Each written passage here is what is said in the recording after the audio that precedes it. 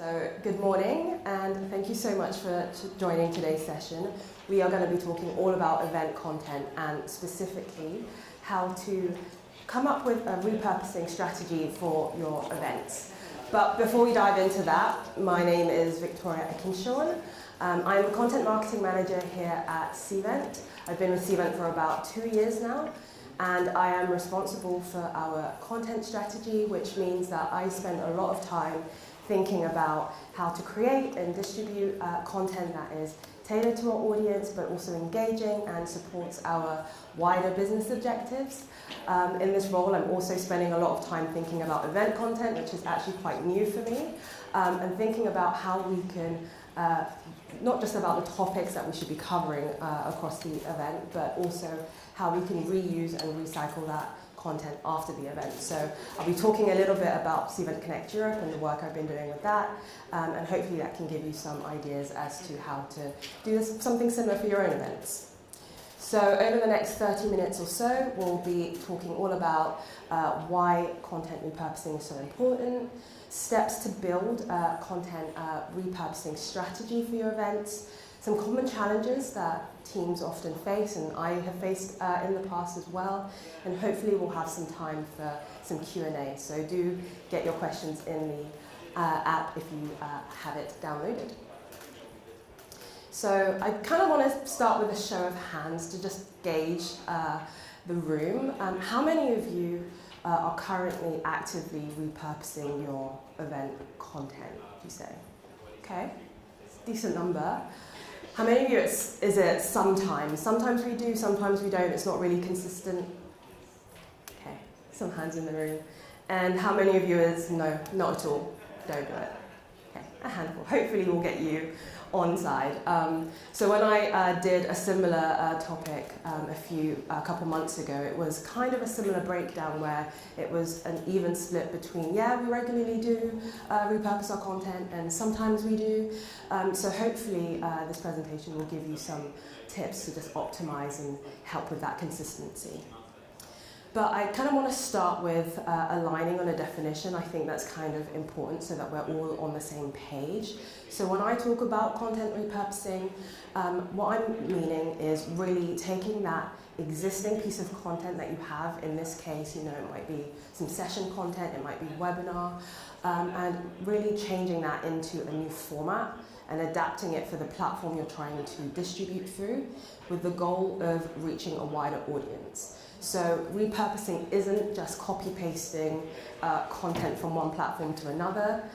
You really have to think about the best practices for that specific platform. So you wouldn't take a 40-minute session and just publish it onto LinkedIn. You might want to think about how do we get those snippets from those really key moments and distribute that instead on our social media accounts.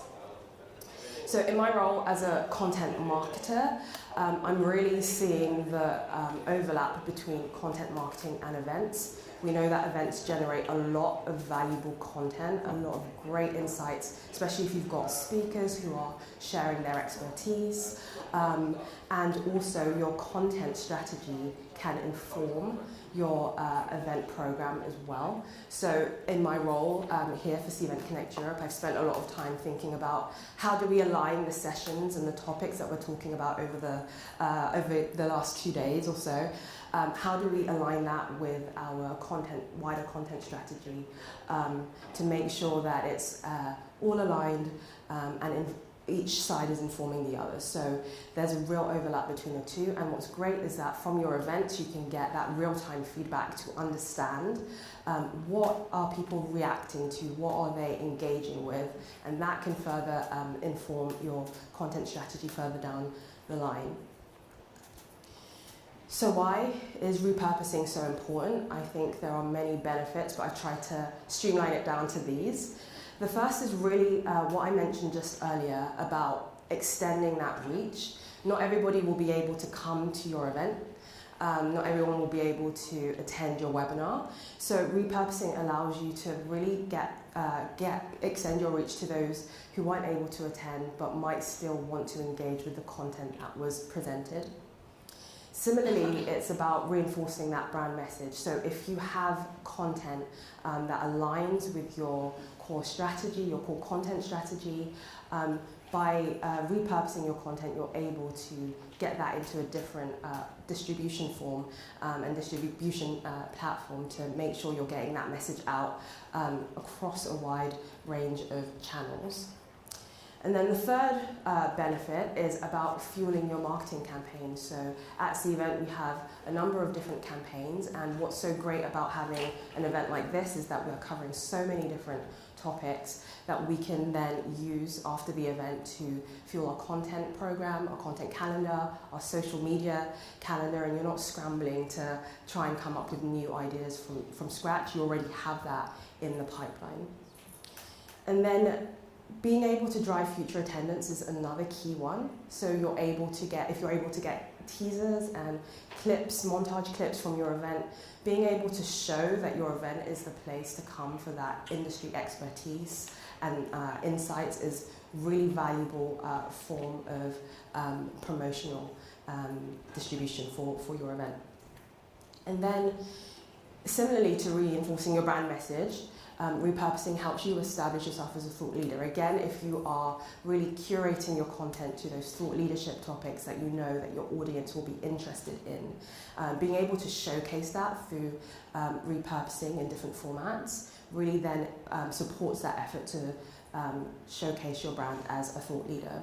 And I think a really important one not to underestimate is being able to scale your content efforts, and we'll get into that in just a second, but we all know that both on the marketing side, event management side, we're having to do more with less, fewer resources, we don't have unlimited budgets. So if you already have existing content, being able to repurpose that means that you're not having to start from scratch. It's a scalable way to make sure that you're continuing to feed that content pipeline. And this all culminates to really extend the shelf life of your event. So, we put a lot of effort into putting on an event, even putting on a webinar. That takes time to curate your speakers, curate the topics, make sure that everything runs smoothly. And so you don't want that to all go to waste. And it's really about making sure that your event and your event content lives on long after the event is over. And this is exactly what I mean by that. It's about maximizing the ROI of your event content. From one event, you can create a multitude of content assets, whether that's social media posts, where it's blog posts, video snippets for social media. YouTube is something that I'll touch on in a moment, but really, if you're looking to build that YouTube channel presence, your event content is great for that as well. And there are ways to repurpose the themes and the topics that you're covering if you have a podcast through that channel as well. So it's really about making sure that you're getting the full mileage out of every single session that you've had at your event, or every single webinar if you have a webinar program as well. So that's sort of the foundation of why content repurposing, I think, is so important. But I know that's a little bit of theory, and I do like to have examples when I'm watching sessions. So I'm going to walk you through how I've been approaching this for Cvent Connect Europe. So as you know, Cvent Connect Europe is quite a large event. We have over 50 different sessions covering so many different topics, and that is a lot. And I've spent a lot of time trying to think of a way to make my life easier, so that we're definitely prioritizing the right things. So what I start with, my first step, is defining our session types. So for this event, we have 4 key types of sessions. Our general sessions will be our keynotes, which you would have seen this morning, our product roadmaps. These are really the core staple sessions for this event, where the quality production is high. It's all about showcasing the product roadmap, showcasing our celebrity keynotes, showcasing our CEO. So these are great for promotional clips and teasers, and really creating that FOMO for our audience as well. Our stream stage sessions then, these are our live stream sessions, so our virtual audience can watch these as well. So similarly to our general sessions, this means that our video quality production is typically higher, so that people at home are still engaged with that content. We try to align our core content pillar topics with our stream stage sessions because there is a broader audience. So we will see things like AI, sustainability. It's no coincidence that those are topics for our stream stage. And the stream stage sessions are really great for putting onto our YouTube channel, getting those video snippets, because like I said, the clips, the quality of the video content will be really high, but we can also recycle the topics and the themes for our webinars. So yesterday, for example, we had a session all about AI. That was actually repurposed from a webinar that we had a few months back, creating that checklist for your events. But also making sure to adapt it for the audience in the room.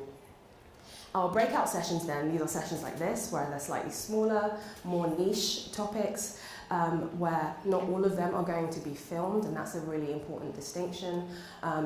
What I mentioned earlier about budgets not being unlimited, we can't film every single thing at this event, so we do have to make the decision of what are we okay with not filming as part of our breakout sessions. So what we prioritize are those sessions that we know are linked to our marketing campaigns. We know that we can reuse because they are topics that we'll be talking about later in the year. And these are also great for creating our blog posts and creating topics around that for our blog and our podcast. And then finally, we have our virtual programming. This is Connect TV.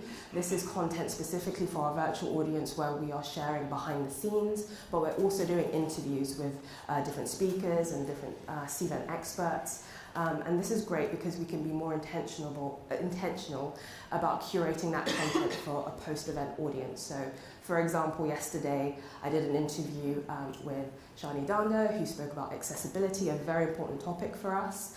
And that interview will be for Connect TV, it will air today, but it can also stand alone. So I plan to put that on our YouTube channel because I know next year we have things like the European Accessibility Act coming into force, so that will be a great interview to pull and promote around that time as well. But that's still a lot, and that can still be overwhelming, so it's all about prioritization, and that's my second step. It's prioritizing what to repurpose, and I think it's starting with what is your goal? What are you trying to achieve? Is it about increasing your website traffic? Is it about increasing your social media presence, growing your YouTube channel? There's no right or wrong answer to this, but it all comes down to what you are trying to achieve, and that helps you also manage expectations with your stakeholders.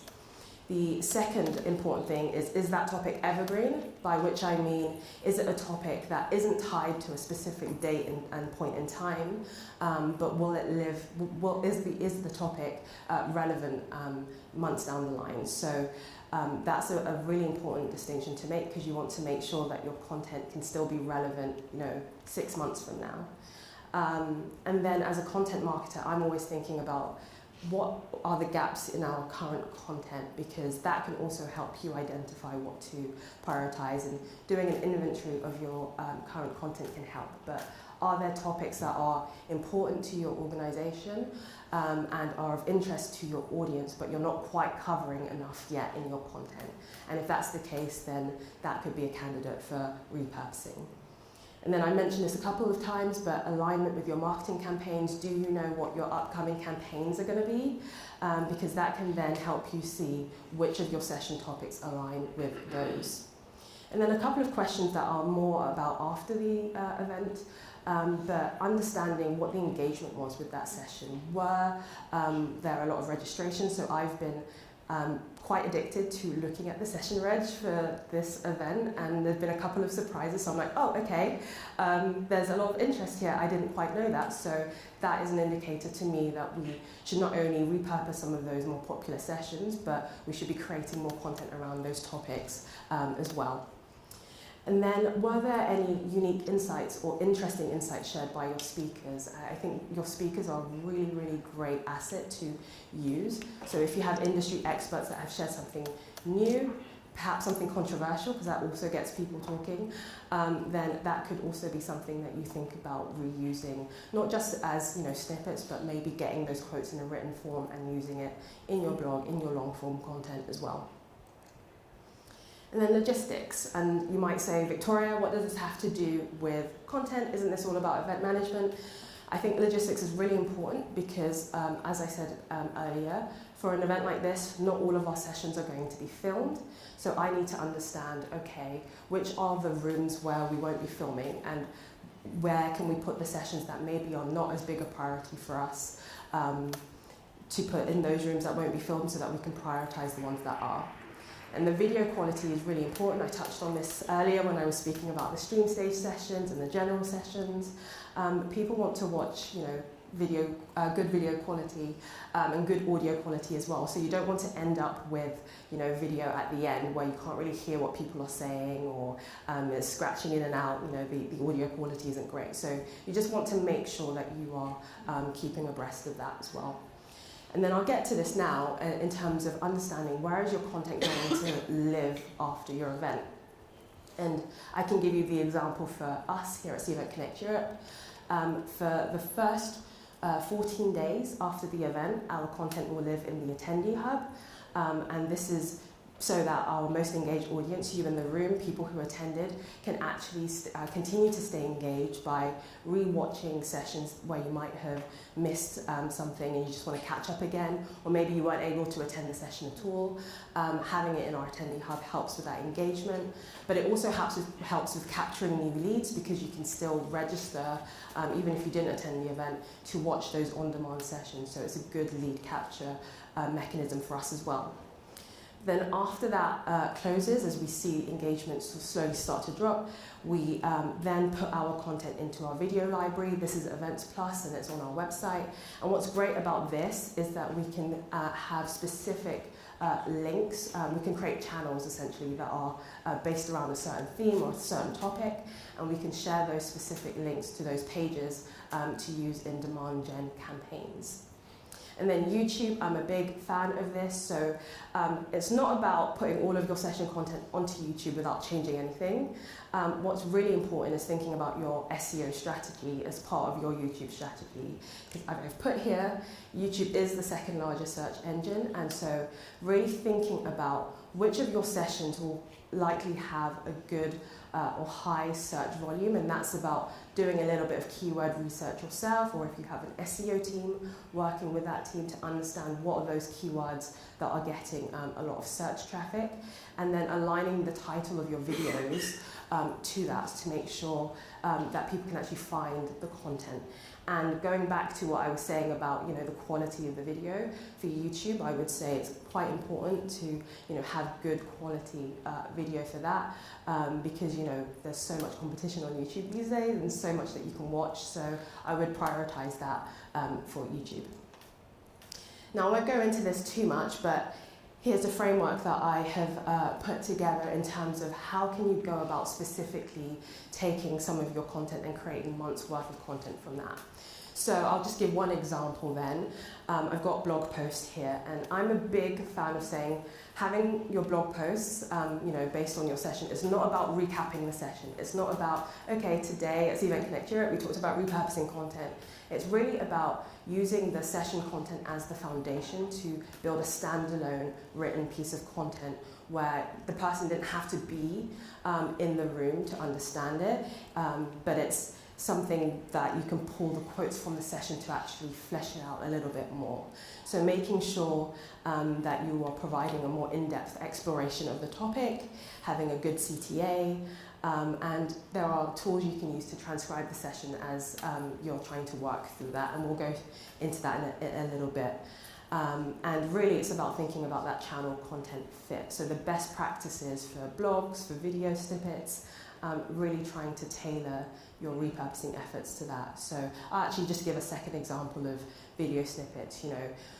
Bite-sized pieces of content, really popular. So think about that 60-second clip. What was the most important highlight from that 40-minute session that you had? Can you distill it down into a 1-minute clip for social media, for example? And I wanted to walk you through quickly an example that I did for one of our sessions last year. This was all about safeguarding B2B events. And I wanted to show you why did we shortlist this as a session to repurpose. The first thing is that it was a content gap, so we didn't have a lot of content covering this specific topic. So it made sense to create something from that. It's also an evergreen topic, so it's not something that will go out of date quickly. It's something that people will still be interested in months down the line. And the session itself was actually quite popular. We got quite a lot of engagement through it and positive feedback from the people who were there to watch it. So what we did is add it to our content library. We also added it to our YouTube playlist, but obviously changing the title of that video. And then we created a blog post. And you can see with this blog post, we changed the format. So we created a listicle version of the topic instead. And what was great is that we were still able to get those quotes from the speakers into the blog post in written form, but we also embedded the YouTube video into the blog post. So again, boosting our SEO efforts here. So, and as well, if people don't want to read the whole blog post, they can still watch the video and vice versa. So that's a small example of how you can take a piece of content from your event and create some written content, boost your YouTube channel, and also have your video library as well. And then the impact of that, our writer shared that on his LinkedIn, and we got some really good feedback from people who weren't necessarily in the room, but they were still able to engage with the topic, engage with the content, and also just consume those insights. So it was great to see the feedback from social media. But then I know there are some challenges with repurposing content. And the first that I've heard recently is, you don't really have the budget to record or stream sessions. So what do we do?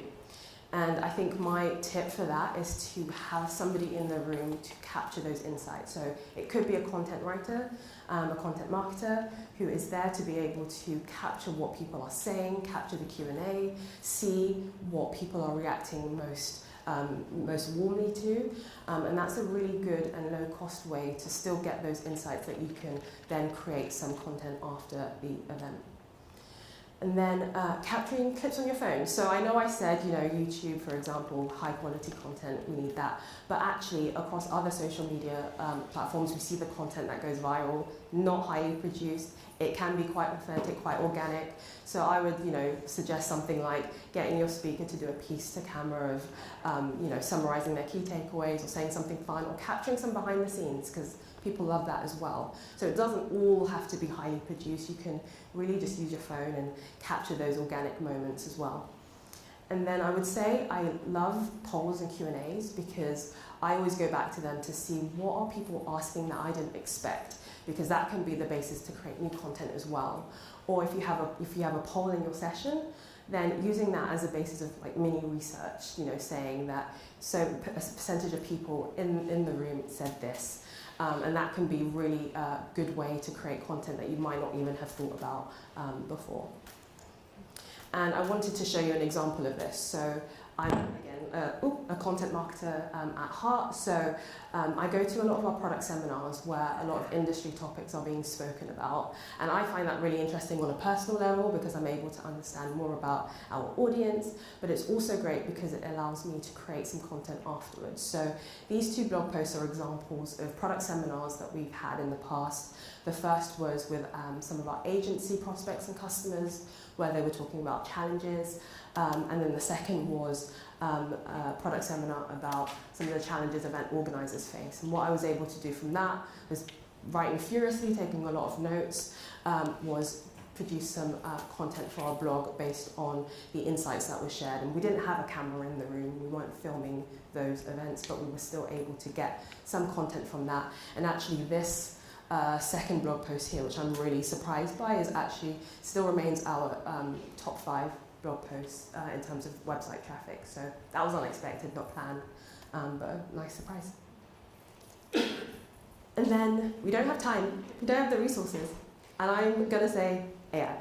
I know that probably sounds cliche, but AI can really help you speed things up in terms of even just understanding what should I repurpose, or how can I do this. And I'm going to move on to some tools here that I like to use. So Descript is a really great tool for your video content. I use it a lot. It's great for generating those transcripts. So gone are the days of having to manually listen and then type what people are saying. That could take hours. Use Descript to generate those transcripts automatically. And then you can use those as the basis to start crafting your blog posts, or getting those quotes from speakers that you can put in your ebooks, put on social media. I've recently found that Descript has this functionality where it will generate a blog post for you based on the transcript. It's not great, the blog post, but it is a good first draft. And sometimes I struggle with that first draft, so it's like at least I have something to work off of. So do explore that. We use Descript a lot as well for our webinar teasers that you might see on LinkedIn. Those are all created through Descript. And then ChatGPT, of course, we all, I'm pretty sure by now, are familiar with that, so I won't spend too much time on it, but it's great for generating summaries that you can then create key takeaways for, that you can use in your email marketing or in your social media profiles. And then I really do just like ChatGPT for brainstorming. Sometimes I don't have someone in the room to help me come up with ideas, so I will just put a prompt in to ChatGPT and it will tell me, how I can create, multiple social media clips or infographics based on what I've put in there. And then Canva is a good one for visual content. I'm sure that a lot of us are using Canva, and they have AI image generator tools as well, which is kind of cool. But if you're looking to create lots of different formats for your social media accounts, then that is a really good tool to start using. And then of course I have to mention Cvent. So Cvent Video Tools is actually pretty great because you can automatically create descriptions for your sessions, captions as well. It will help you if you have longer videos, create chapters so people can just skip to the part of the video that they want to see. So it's easier to navigate as well. And then Beautiful AI, I really, really like this because another part of my role is, when our sales teams are going out to speak at external events, what are they going to talk about? Come to me, the content person. I will, work with them to come up with topics around AI, sustainability, things that are relevant. But I then have to think about how we can take that and put it into a presentation form. So, we have ebooks on AI, for example, and I have been able to use Beautiful AI to just create presentations pretty quickly because it allows you put in a prompt and it will create slides for you. If you don't want to be battling with PowerPoint, because I'm not the best PowerPoint person, then this is just a great and simple way to just create presentations quite quickly, and then you can distribute it after your event. And then very quickly then on measuring performance, because that's an important thing. We're doing all of this work and it can get quite busy, but how do you know if it's working? And the biggest thing I would say about this is just making sure that you're setting your goals according to the platform that you're focusing on. So for example, if for you it's about increasing your social media and brand presence there, then really thinking about what are those KPIs that are important for that channel. So it will be things like comments, likes, shares, those engagement metrics that are really important, versus something like your website. If you're trying to grow organic traffic, then you're going to be thinking about something slightly different there. You'll be thinking about keyword rankings and time spent on page, things like that. I'm okay on time, got 2 minutes left, that's great. So my key takeaways then from this session, I would say prioritization is the biggest thing. You can't do everything, I can't do everything. There's so many sessions at an event like Cvent Connect Europe, so I'm ruthlessly prioritizing those topics that I know we're going to be really honing in on next year and really focusing on. And then I'm using AI to help me do that, using AI tools to get those clips. After this, after the event is over, I'll be getting all the transcripts. I'll be thinking about how we can write and create video clips from the event as well. And it's about planning ahead. That will save you so much time. Before this event started, I already knew these are the sessions we're going to film, these are the sessions we're not going to film, these are the sessions that I know that we're going to put on our YouTube channel, and after the event, it's just going to save me a lot of time and headache. But as much planning as you can do, it is still important to be flexible. Like I said earlier, there are sessions that I didn't know would be so popular and didn't necessarily have as part of my plan, but now will, because I know that that's something that our audience wants to hear more of.